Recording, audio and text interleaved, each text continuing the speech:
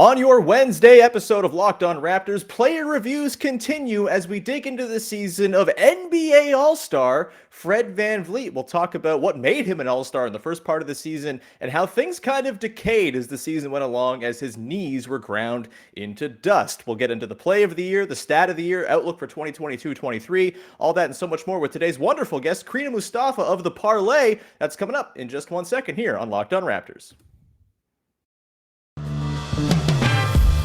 You are Locked On Raptors, your daily Toronto Raptors podcast, part of the Locked On Podcast Network, your team every day.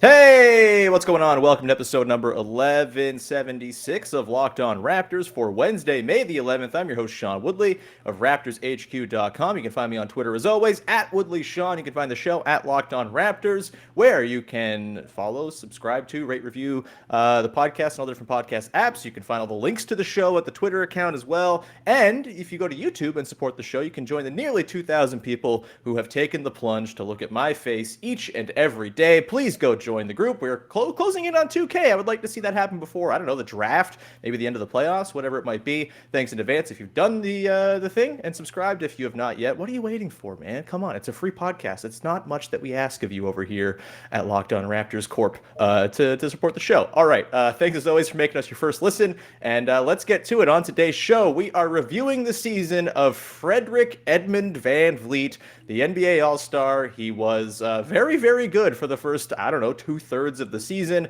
After the All-Star break, things kind of got a little bit dicey, and of course in the postseason, he didn't really get to actually compete or play to the full extent of his capabilities, missed the final few games of the series, and it's kind of left, I think, a bit of a sour taste in a lot of people's mouths, but we will dig into that all with today's wonderful guest from the Parleh, and frankly, you know, all over the place, covering the WNBA, covering, I don't know, tennis, you're everywhere. Crina Mustafa, how's it going?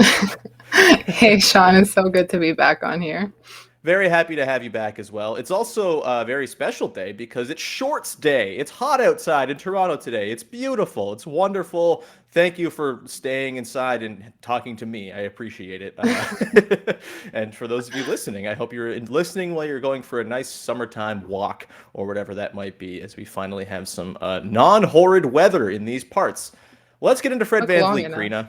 Fred VanVleet, a man from Rockford, Illinois, surely not a stranger to bad weather, but you know, his play did not reflect the sour mood of the Midwest during this season. I don't know. I was trying to spin that into something that didn't quite work. Either way, Fred VanVleet, really good season for him. Let's dig into the full readout of the numbers, shall we? If Basketball Reference would stop doing its daily thing where it only stops working for me while the podcast is recording. 65 games played for Fred VanVleet, played 37.9 minutes a game, was just a smidge below Pascal Siakam for the NBA league lead in minutes per game. 20.3 points, 6.7 assists, 4.4 boards, 1.7 steals, half a block, which those are also probably steals considering, you know, the way those blocks are kind of judged and scored.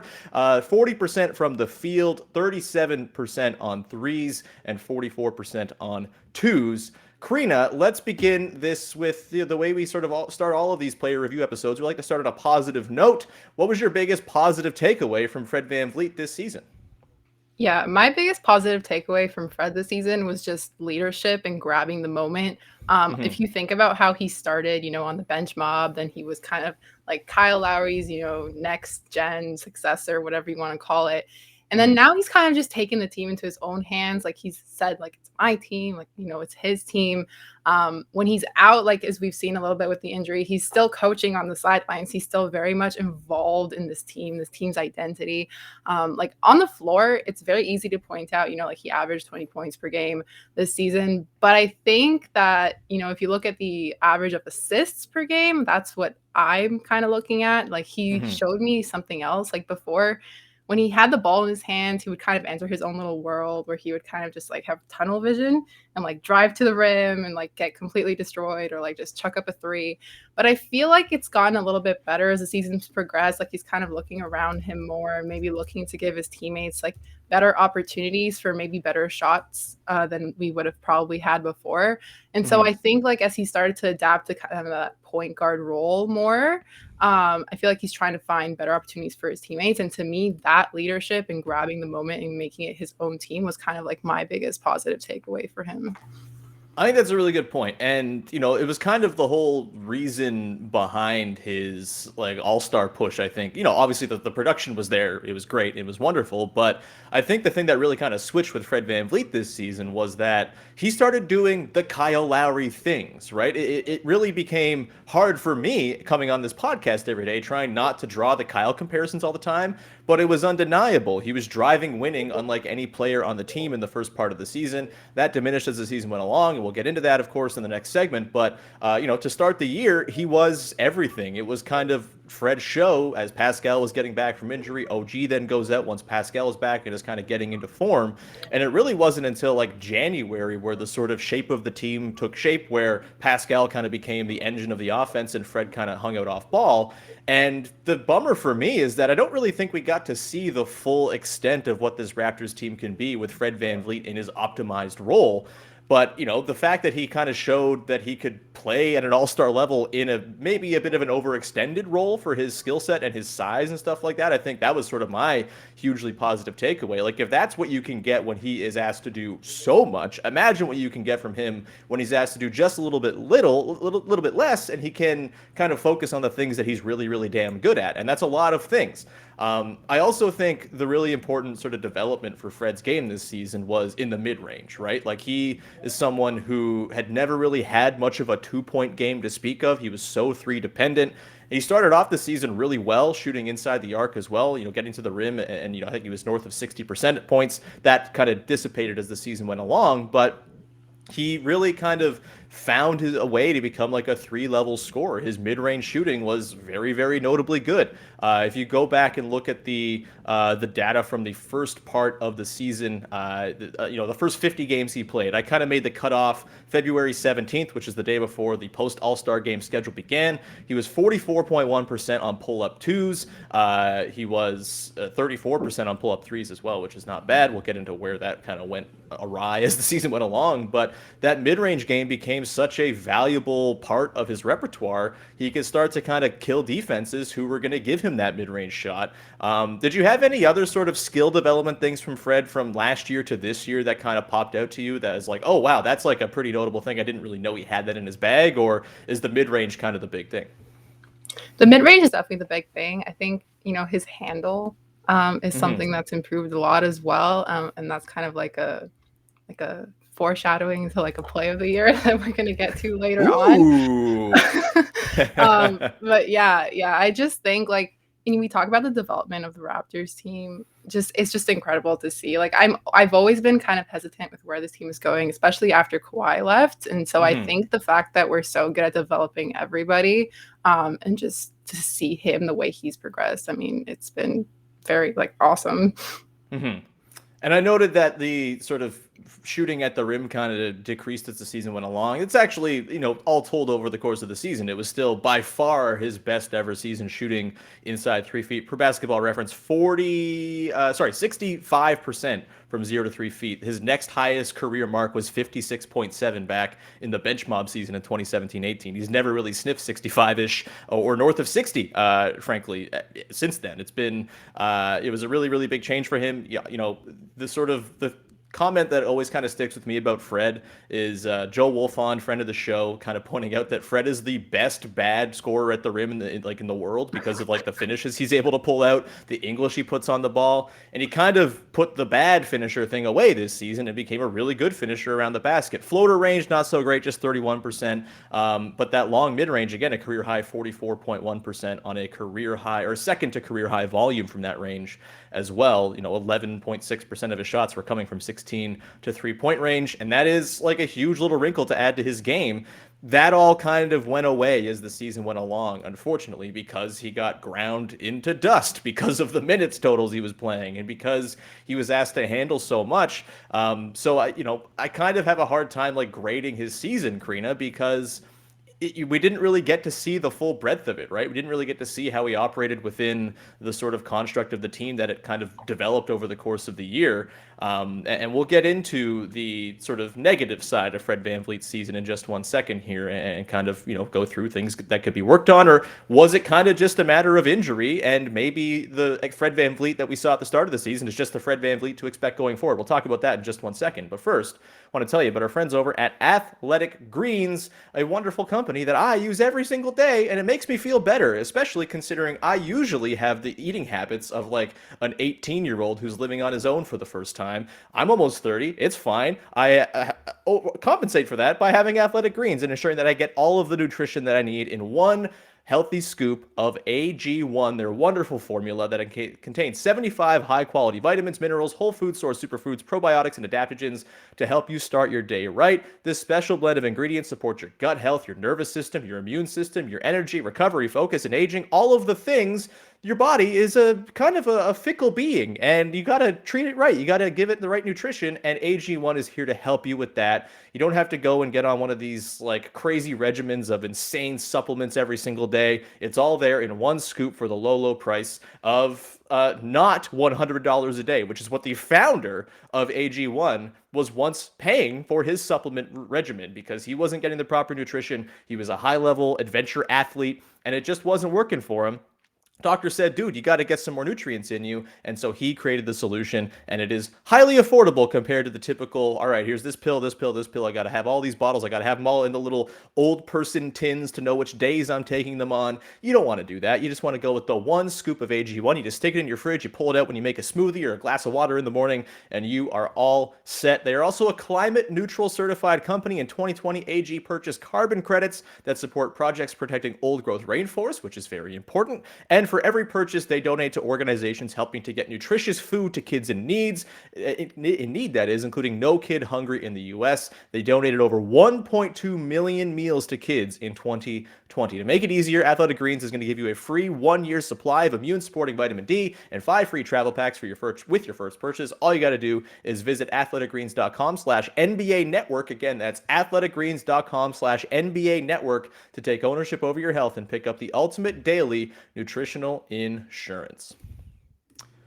All right, we continue on here with your first listen of the day, talking about the season that was for Fred VanVleet with Crina Mustafa of the Parleh. Crina, let's dig into the darker side of Fred VanVleet's season, if you will. That makes it sound very sinister. It wasn't quite that. It was very explainable. He played 38 minutes a game. He got tired. He got injuries. His knees, his back, whatever it was, were starting to pile up. It was very reminiscent, I think, of the 2014-15 Kyle Lowry season, where he just had to carry such an insane burden over the course of the season, with DeMar DeRozan hurt, with him being clearly the best player on the team, and it caught up to him by season's end because he was 6 feet tall in a league where everyone else is taller than 6 feet tall. Crina, what was your sort of, like, let's dig into the injury stuff.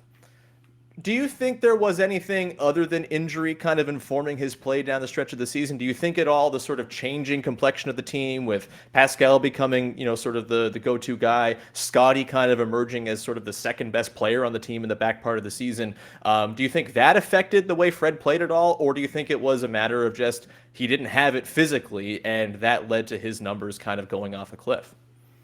I think it was a number of factors. I think that all kind of contributed to it. Like, I said this since the beginning of the season, playing your guys 40 minutes a game was just not sustainable. And like, I know a lot of people are angry about that because they were like, we should just have fun and enjoy this team. I'm like, okay, but look what happened to Fred in the end, right? Sure. And then at the same time, it's also been a season of adjustment. Like, we know Fred is used to playing like at the 2. And so just to have this like kind of new role with, like you said, like Scottie and Pascal, like emerging the way they did, like as the season went on, I think it was just a matter of like trying to learn all these new things, like and like adapting to the system. And then of course, if you're being run into the ground like every single game, like at some point it's like something's got to give, right? And so I think obviously there are more positives than there are negatives for Fred this season, but I think with the injuries and with the way that he has been like adapting to his role, I think by the end of it, it was kind of like, what do we do now? Yeah, I mean, it got to the point in the playoffs where, I said it, and obviously they very much missed a healthy version of Fred VanVleet, but that wasn't an attainable thing in the playoffs, and I thought they were better off without him. Kind of not dissimilar to what's happening with the Heat right now, where if Kyle Lowry can't be Kyle Lowry, then you probably shouldn't have a sort of diminished 60% version of Kyle Lowry on the floor. It was the exact same idea with Fred VanVleet. He couldn't stay in front of James Harden or Tyrese Maxey. He couldn't knock down the threes that were just like being shoveled into his mouth by Pascal Siakam and Scotty Barnes nonstop. There's some imagery for you. Hungry Hippos, Fred over in the corner, just bricking threes. But yeah, it never really clicked in that back part of the season, and I really do attribute it mostly to injury. And I think there are other factors, of course, the sort of changing complexion of the team, but he's always been such a good off-ball player in the past, and I think he is one of the best off-ball players in the league. I don't think moving to off-ball a little bit more often was that big a contributor here. Maybe it takes a little bit away from production because he's not on the ball every possession, but I really do kind of view the injuries as the thing that really kind of doomed his season. If you look again to sort of the February 17th cutoff point, before that, he was shooting 47.4% on 4.6 catch and shoot threes a game, 34.1% on 5 pull-up threes a game. Like, that's immense. That's a lot of three-point attempts. That's like 10 a game, and he was burying them. He was 40% overall in that first 50 games. After that, he goes down to 29.4% on 4.5 catch and shoots a game, 29.6 on 4.7 pull-ups a game, and a 29.1% overall on just about the same volume in the 15 games after that February 17th cutoff. And it's really easy to just say, well, that it's the injury, because the threes he would have been getting had he been healthy, like the threes he was getting, were really good threes, man. There were wide open threes all over the place because Pascal Siakam was just carving up opposing defenses in that back part of the season. And, when the Raptors were not quite humming along, it's usually because those threes weren't falling. It wasn't really on Pascal outside of a couple games where the touch was off from, his mid-range and stuff like that. And so it just, all of the numbers just take such a sharp dip as soon as the injury stuff comes in. I think it's kind of undeniable that was the biggest reason why you kind of lost peak Fred VanVleet in the back part of the year. And again, I think it's kind of a shame because a fully functioning Fred VanVleet, I've made this point since the playoffs ended, the Raptors never had access really to their best play, which is Siakam and Fred working a two-man game, whoever's screening for whomever. Like, that was instant buckets for the Raptors all season long up until the All-Star break. Afterwards, it kind of dissipates, and it's not difficult really to, I think, pinpoint the reason why. So I have a lot of hope, actually, that a healthy Fred VanVleet coming back next season into the construct of this team is going to be damn effective. I guess it does turn to the minutes question, Crina, which is a difficult thing to kind of figure out. The Raptors have a team style and team building model and play style that they have really committed to, and it doesn't seem like that's going to change. And I don't know if they have designs on going to get like a classic backup point guard to fill in for Fred VanVleet. Like to your point about the minutes and playing 40 minutes a game, I didn't have such a problem with it this year because they weren't, a team that had designs on a championship. But as the expectations grow, you have to be more mindful of using the regular season and keeping guys fresh as much as you can for the games that are going to matter most. How would you go about it if you are the Raptors trying to take minutes off of Fred VanVleet's plate? Is it just a matter of having Scotty and Pascal just be the backup point guards and sort of run them and sort of stagger the minutes? Is it a matter of bringing in a classic point guard, DeLon Wright? Or is there another sort of way that you would go about trying to limit Fred's exposure in the regular season next year? I mean, I'm definitely on the side of like Fred needs help, so let's bring in somebody. I don't know who that is. My thing is like Nick Nurse does not want to play anybody to back him up because I feel like we would have seen Malachi play more minutes this year maybe. So yeah, I think with the coaching style is probably not going to match the solution. Yeah, but like if it were up to me, like I'd bring in someone else because there's no way this can continue, especially like because they're gonna get to that championship level again. Like there's no doubt about that. They're Totally. only like a couple pieces away, right? And so once that happens, like you can't have this 40 minutes per game. Yeah, I agree with that. And I'm torn between, like, do you get like another 6'9" ball handler who helps with that? Maybe Delano Banton's an answer. We don't know what his summer of development's going to look like. Maybe he can be a guy who sort of still fits the ethos of the team while also helping Fred to not have to play 10,000 minutes a game. I wish I believed Malachi Flynn was going to be the solution there. Where are you at with Flynn, Crina? Like, are you like a Flynn believer? Are you, Raptors Nation all the way, or are you maybe kind of maybe like the Raptors kind of seem a little bit cool on his overall upside and the way he can help this team? I am a Flynn believer, but still like with a little bit of nuance to it, Like Sure, I'm not sure. asking him, I'm not saying he's the next like whatever superstar, but I think that like he just needs that chance, Like he just Hmm. needs to, like he's showing us flashes of what he can be. Like before he came into the league, like he was like the best like playmaker and all of that like in college. So I'm like, Yeah, you know what? Like we drafted him for a reason, right? Like we didn't draft him to sit on the bench yeah. for the entire season, right? So I'm in the club of give Malachi a chance, let him show us what he can do. Yeah, I think I'm on the other side of that fence where I'm just like, okay, he's had some moments, and yeah, like he hasn't had a ton of opportunity to go and snatch the job. And kind of the one time where he did, when Fred was hurt in the back part of the season, he himself got hurt after like 4 games and missed the rest of the season more or less. So like, I'm fine bringing Flynn back and like seeing if he can run with the job and become the sort of backup to fill in for Fred. But I don't have crazy high hopes for that. And I ultimately think the solution is you just got to be smarter staggering Fred's minutes. Like if you're going to go all in on 6'9" and everybody, if you bring back Thad Young, for example, like that's a little extra ball handling and playmaking. If Delano Banton can take a small step, you have Pascal Scotty, you have Delano, hopefully Thad. Maybe Gary Trent Jr. takes a little step up when it comes to his ball handling. They had him on the ball quite a bit in the postseason to very mixed results. But I think there's sort of like a by committee solution to making Fred play 32 minutes as opposed to 38. It just, I think, is on the rest of the dudes on the team to play to a standard that Nick Nurse is comfortable with, keeping his point guard, who he trusts the most, on the bench for 16 minutes a night, right? I think Nurse probably has to do a little inward reflection as well on this one and maybe sort of recalibrate. you know, I don't want to say they got to go all the way fully back to like 2018-19 where they load managed Kawhi 25 times or whatever it was, but I do wonder if maybe there's got to be a slight recalibration like there was with Kyle Lowry in that 2017-18 year where they realized, oh God, we keep running this guy into the ground every year. He's very important to us. We should probably try to trim back the minutes. I think there's an avenue to doing it with the roster as is, with maybe a mid-level exception addition, but yeah, certainly wouldn't complain if they brought in an interesting point guard to sort of serve as the backup. Again, DeLon Wright, please come to me. As far as like skills for Fred that could use work kind of independent of the injury stuff, is there something that stands out to you, Crina, that you'd like to see sort of maybe added to his game, refined, touched up going into next season? I think just even more in general with the Raptors offense. I mean, we know their half court offense was absolutely terrible this Yep. year. So frustrating. Just like don't be afraid to run more pick and roll. Like Yeah. it's so frustrating to me where it's like they get the ball and then like nothing is happening. Yeah. Let's Everybody's run just sitting 9 there. sort of showy pretend handoffs before we start doing anything. Yeah. Yeah, exactly. So like that's my biggest thing with the offense, and Fred can obviously contribute to that as well.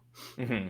Yeah, actually, my sort of thing that I think Fred can do that I'd like to see next season is tied to my stat of the year. So I will use that as the jumping off point because I'm a professional ass podcaster, Crina, to tease to the final segment. We're going to come back on the other side, talk about the stat of the year, the play of the year for Fred VanVleet as well, and the outlook for 2022-23. Before we do that, however, I want to tell you about our pals over at Built Bar, who are making the best tasting protein bars in the land. I tell you about them like 3 times a week, 4 times a week. They're all over the place here on the podcast, but it's for a good reason because Built Bars rock. And I am a satisfied customer. I am someone who doesn't like a heavy breakfast, doesn't like to sort of weigh myself down with like eggs in the morning. So I would much rather get my protein in bar form. And Built Bar is a great way to do it because they taste great. They don't have that sort of gritty, sandy, nasty feeling that most protein bars have. They actually just taste like a candy bar. It makes you feel like you're being indulgent even in the morning. It feels like you're having a Mars bar at 10 a.m., but in fact, it's good stuff for you that's going to help power you through your day. It's great for if you're kind of getting that like 2 o'clock burnout and you're getting tired. Maybe you want to go take a nap. Instead, go have a Built Bar. That'll help you power through the rest of your afternoon as well. And all of their bars contain, on average, 130 calories, 4 grams of sugar, 4 grams of net carbs, and 17 grams of protein. That's like 8 times less sugar than the standard candy bar, and it's like nowhere near in the range of the carbs or anything like that as well. You got to go and try it out. It's also half the calories of a typical candy bar. So you, again, feel like you're being indulgent without actually being indulgent. Go to Built.com, use the promo code LOCKED15, LOCKED15 to get 15% off your order. That's the promo code LOCKED15 for 15% off at Built.com.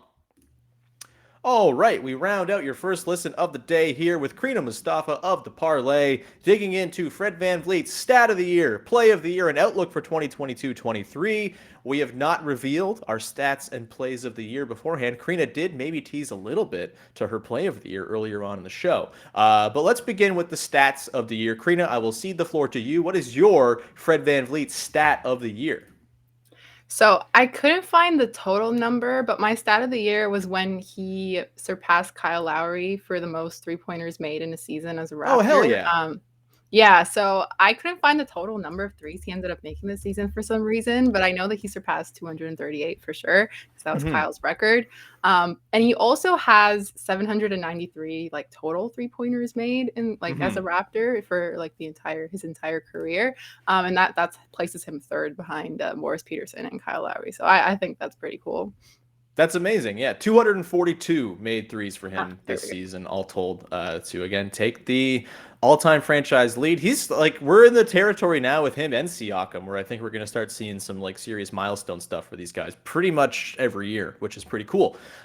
Isn't longevity awesome? Keeping your players around for a long time? It's very cool. I like it. My stat of the year, Crina, is a little bit more sort of tied to what I would like to see from Fred VanVleet next season. And that is the number 15.3, which is a percentage. It's 15.3% of his possessions that came as a spot-up player for the Raptors.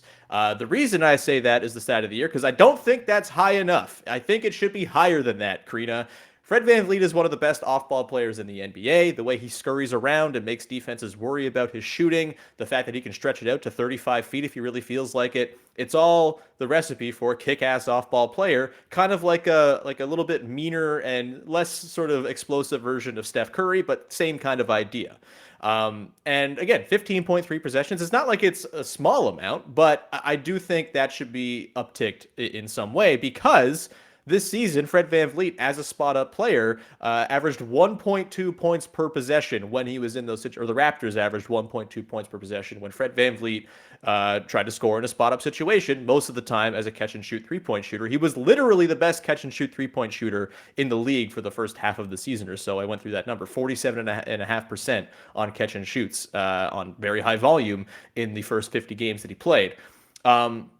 He was in the 91st percentile of guys when it came to spot-up efficiency, and like the guys in his tier, like who played a lot and actually weren't just sort of like small sample heroes in those situations. There's maybe 5 or 10 guys who were kind of better than him. You throw in Paul George, Desmond Bane was in there, Chris Middleton. Like that's the kind of area you're looking at here with Fred as a spot-up guy. And to me, like that 15.3 should be upticked to 25, 30%. And I think it's possible, because I do think the sort of grand vision of this team is you kind of have the dueling lead sort of guys in Siakam and Barnes, who are your go-to creators with their size and their passing ability, their ability to warp a defense once they plunge into it. And then you kind of have Fred and OG and Gary Trent Jr. just kind of roving around those dudes. I think at sort of full peak capacity with Fred not injured, which we, again, didn't really get to see very much of this season, I think that's kind of the dream scenario for VanVleet. And obviously he's going to run some point guard and stuff like that, but even if they can't get his minutes down to 32 a game, if maybe they get it down to 35 or something, if you can just limit his exposure as an on-ball guy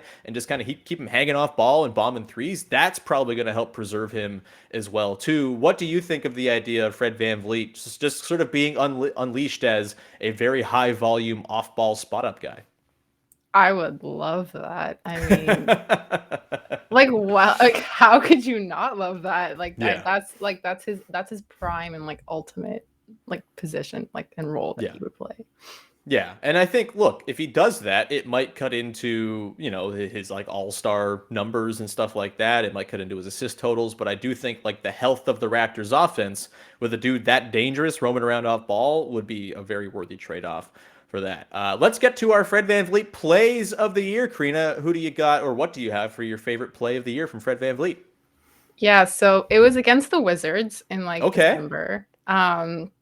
So basically, what happens is Scotty passes Fred the ball. Fred pump fakes at the 3-point line. He ends up making his way to the basket, and I think like Daniel Gafford was on him, and so he tries to create some space, and he like frantically like turns around and like almost loses the ball, and there's like 3 Wizards around him, and then he like cross dribbles it behind the back, and then like pulls up for a jumper. It was like crazy, insane. It was like the like penultimate like this is Fred VanVleet. He will stress Yeah. you out, but then he'll show you how good he is. Yeah, the version of like the Bismack Biyombo mid-range jumper is Fred VanVleet dribbling for like 19 seconds and then making something amazing happen. No, no, Exactly. no, no, no, no for 19 seconds, and then yes, hell yeah. That's a really good one. When I was looking back, I was kind of going through Fred's highlights for the season to try to pick my play of the year.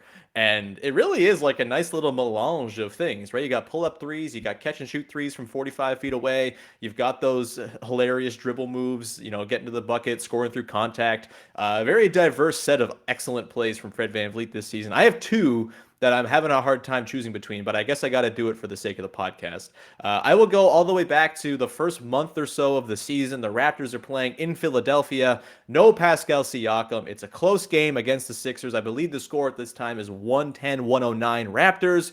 OG Anunoby drives, kicks to the right corner. Fred VanVleet puts up a three. It rattles around in the kind of fashion that I'm sure made Philly fans feel very sad and triggered. And Fred VanVleet, as it falls in, runs back towards the bench in front of Sam Cassell, assistant coach of the Sixers, and does the big balls dance.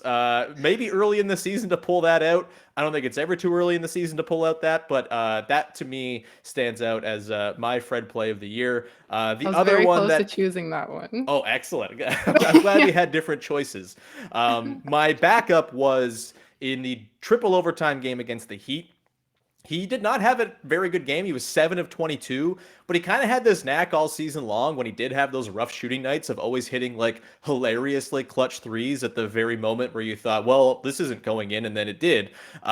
This was in the second overtime, so it didn't clinch the game or anything like that, but it was a big time three. Siakam and Fred try to run a little two-man game. They double Siakam. It comes to Fred. He's standing on the Heat logo and pours one in and helps extend that to triple overtime. Of course, the Raptors end up winning that. I'm finding a lot of my favorite plays for most of these guys are coming from that 8-game stretch where they played the Heat, the Hornets, the Hawks, and the Bulls twice. That was a very fun stretch. They went 7-1. Many good plays to be had in there. But those are my, I guess, plays of the year. I broke the rules and went with two. Crina, let's now turn our attention to 2022-23, the outlook for Fred VanVleet. I think the interesting one here is he was an all-star this season, a very deserving all-star this season. The numbers as the season went along, any all-NBA case kind of, dissipated and wasn't quite there. We don't yet know if he's going to make all-defense. It seemed like he's on some ballots, which I think would be very deserved and would be awesome to see. But for you, I'm curious about the all-star thing going into next season. Do you think he's the kind of guy who can become sort of a perennial all-star, beginning with his second straight in 2022-23, or with the way the team seems to be kind of taking shape, with Pascal becoming kind of the engine of the offense and presumably Scotty scaling up a little bit in terms of his responsibility, do you think it's maybe unrealistic to project Fred VanVleet as an all-star in 2022-23? What do you got? I think it's unrealistic, but hear me out. Yeah. I think he deserves it. I think he deserves to be all-star next year again. He will perform like that, but I feel like this year it was such a drag to get him like there, like whether that was through like voting or like bullying media or like whatever it was. It just felt like a last minute like thing where it was like, oh my God, it took up all of our energy to get him into the All-Star game. And so I feel like with the way that the Raptors kind of go with how they get accolades themselves as a team, I find it very hard to see like if he repeats again, maybe, hopefully. Like I'm thinking maybe Scotty will be an all-star next year. It's not crazy. Like, Like, that's not crazy to think about, right? So Mm-hmm. I would hope he would make it, but I'm still kind of cautious that, we're gonna have to drag him to all-star status again, even though he's shown that he like deserves to be there, which is Yeah. crazy. I love Matt Devlin with all of my heart. If I ever hear the phrase Freddie All-Star again, I'm going to throw all of my household items at the TV and start listening to the radio broadcast. Matt, please come back on the show sometime soon. We love you. But my God, I think, yeah, I'm not penciling in to be an All-Star next season, and it's because of what we kind of just talked about. I think the shape of the team is going to kind of really make itself clear next season, and I do think Scotty and Pascal are going to kind of be the dueling heads of the snake. And I don't think it's a bad thing if Fred's not an all-star. In fact, I think if Fred isn't in the position where he has to carry the team with all-star level production to the point that he carried them over the course of the first half, A, that's going to help preserve him, and B, I think the team's just going to be kind of healthier as a result. The offense will be better looking. The catch and shoot threes will be there. And I think the sort of hierarchy will be established to the point that maybe Fred's not a 26-5 guy. Maybe he's a 18, 6-6 guy or something like that, or 18-5-5, something like that.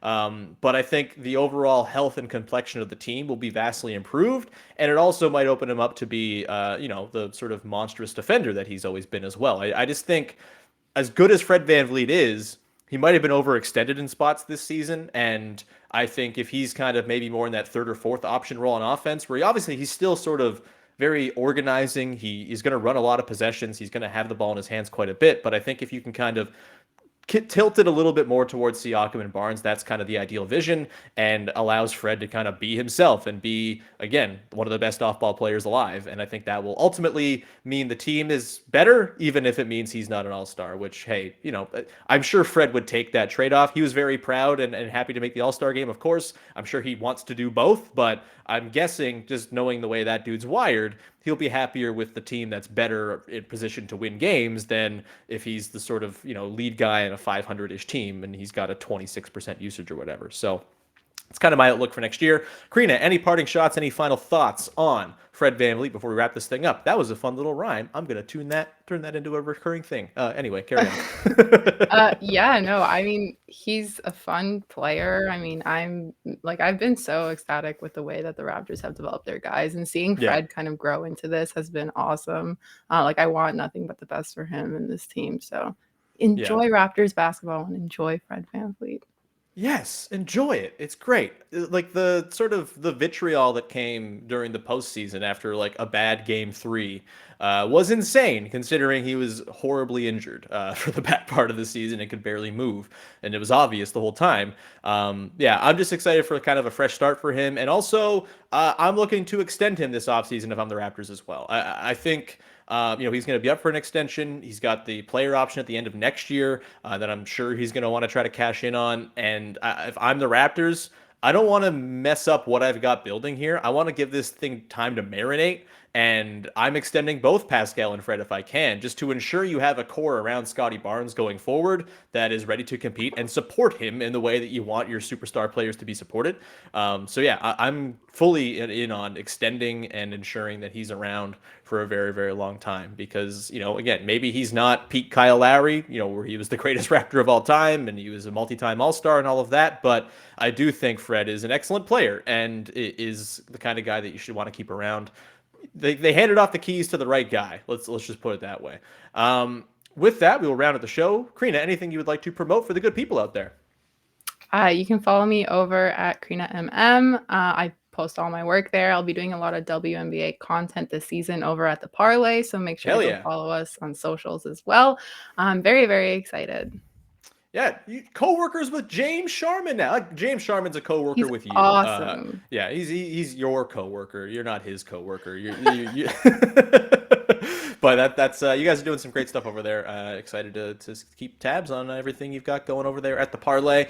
You can find me on Twitter at Woodley Sean. You can subscribe to, follow, rate, review the podcast wherever you get your podcasts. You can go check out our previous player reviews on OG Anunoby with Katie Heindel yesterday, Vivek Jacob on Pascal Siakam on Monday, and I went solo to talk about Chris Boucher and Scotty Barnes last Friday and Thursday, if you want to check those out. On tomorrow's show, we're talking Precious Achiuwa with the world's #1 noted Precious Achiuwa stan, Samson Folk from Raptors Republic, so that'll be fun. And then we'll talk about Gary Trent Jr. on Friday. Guest TBD. That might just be a solo one. We'll see. But either way, thank you so much for tuning in. We'll talk to you again on Wednesday. Wait, today's Wednesday. Thursday with another episode of Locked On Raptors. In the meantime, go and listen to Locked On Leafs. Our boys Mike and Dave breaking down one of the most heart palpitation-inducing hockey games I've ever watched last night, and they did a great job breaking it all down. So go and check that out, and hop on the Leafs bandwagon, baby. They forced a game 7. That's all. They're not winning in 6. That's clearly going 7. But hey, you take what you can get, and we'll talk to you again on Thursday with another episode of Locked On Raptors. Bye-bye.